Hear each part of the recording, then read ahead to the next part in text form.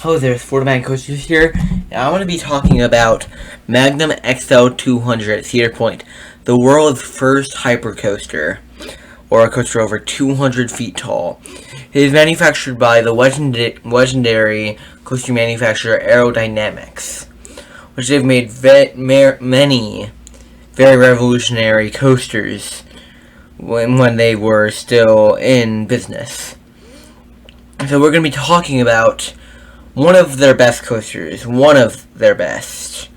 And overall, this ride is one of the coasters that are the most underrated, but it seems to be one of the most overrated of all time, in my opinion. Because some people say there's so many bad things about it. Some people say how it's one of the best coasters of all time. But let's talk about the way out now of Magnum XL-200, the first hypercoaster of all time. You go down into the drop. The back row actually gives some decent airtime, and then you go into a airtime that actually gives good forces. Like, in my opinion, you get some good airtime. Actually, some good, nice floater. Nothing crazy, of course. The second airtime hill gives some good airtime. Also, some more sustained floater airtime. This turnaround section is weird. It's very, very weird. But I don't think it's negative. It's okay.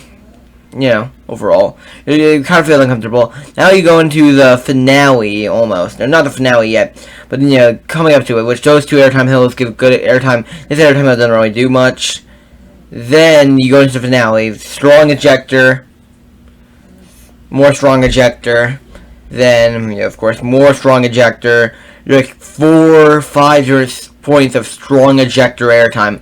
Violently strong. When you have so minimum of restraints. The restraints are basically the exact same restraints that would be on an actual mine train coaster. Which is, pretty unique, to say the least. And, well, I'm not complaining, to say the least. This coaster is great. But I still think it's overrated. Not in a bad way, but it's also not underrated. So, let's talk about the underrated spectrum of this. So, some people, I would say, underrate this ride. I see a lot of people say it's one of the worst roller coasters to ever exist. And it's like one of the worst, janky, uncomfortable pieces of junk they've ever experienced. I've heard some people say that, right?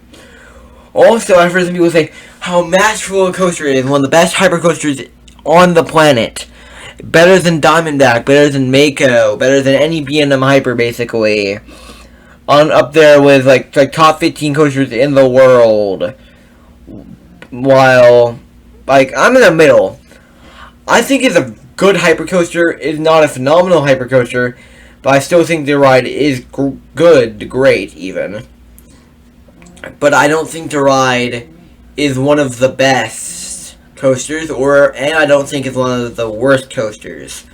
I think it's a great coaster. It's not top 15 worthy. Also, it's not horrible either, because I have in my top 35 of the 280 coasters I've won on, which means it is a very good coaster. It's just not one of the best in the world. But anyways, hope you guys enjoyed the video, and remember to like, comment, subscribe.